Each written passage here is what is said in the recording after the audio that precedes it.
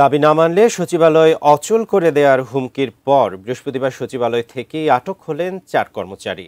Police বলছে সচিবালয়ের ভেতর সভা সমাবেশ বা বিক্ষোভ কর্মসূচি নিষিদ্ধ। আটককৃতদের বিরুদ্ধে আইনানুগ ব্যবস্থা নেওয়া হবে। আরিফ জামালের রিপোর্টে বিস্তারিত।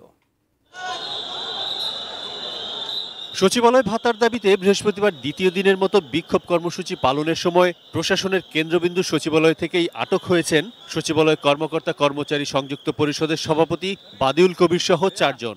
বিকেলে পুলিশ তাদের আটক করে নিয়ে যায়। এ ব্যাপারে ডিএমপির যুগ্ম কমিশনার সানা সামিনুর রহমান বলেন, কেপিএ এলাকার অন্তর্ভুক্ত সচিবালয়ের বিক্ষোভ অন্য কোনো উদ্দেশ্যে কিনা খতিয়ে দেখা হচ্ছে। যাচাই বাছাই করে আটককৃতদের বিরুদ্ধে আইনগত ব্যবস্থা নেওয়া হবে বলেও জানান তিনি। বিজলি কেবলসের স্কিন কোটেড ইনসুলেশন আগুন প্রতিরোধী। বিজলি কেবলস, নিরাপদ আজীবন। গতকাল এবং আজকেও এই মেসেজটি তাদের দেওয়ার চেষ্টা করেছি যে আপনারা কোনো ধরনের বিশৃঙ্খলা এখানে সৃষ্টি করবেন না, কোনো ধরনের আইন শৃঙ্খলা পরিস্থিতির অবনতি ঘটে এ জাতীয় কোনো কর্মকাণ্ড আপনারা করবেন না। অন দ্য স্পট যারা আইন ভঙ্গ করেছে শুধুমাত্র আমরা তাদেরকে বেছে বেছে কয়েকজনকে নিয়েছি এবং এইটা যদি অব্যাহত থাকে, যত মানুষ আইন ভঙ্গ করবে আমরা সবাইকে আইনের আওতায় আনব।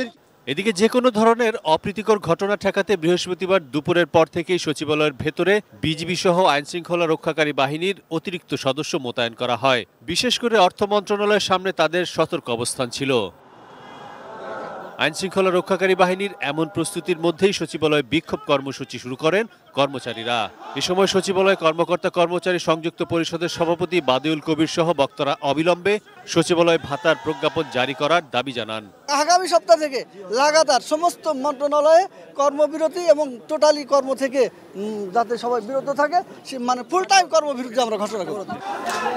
এর আগে বুধবার সচিবালয় ভাতার দাবিতে অর্থ মন্ত্রণালয়ে প্রায় 6 ঘন্টা অবস্থান করে বিক্ষোভ করেন সচিবালয়ের কর্মচারীরা। এ সময় অর্থ উপদেষ্টা তার কার্যালয়ে অবরুদ্ধ হয়েছিলেন। পরে পুলিশি পাহারায় রাতে সচিবালয় ত্যাগ করেন তিনি। আরিফ জামাল, এটি নিউজ, ঢাকা।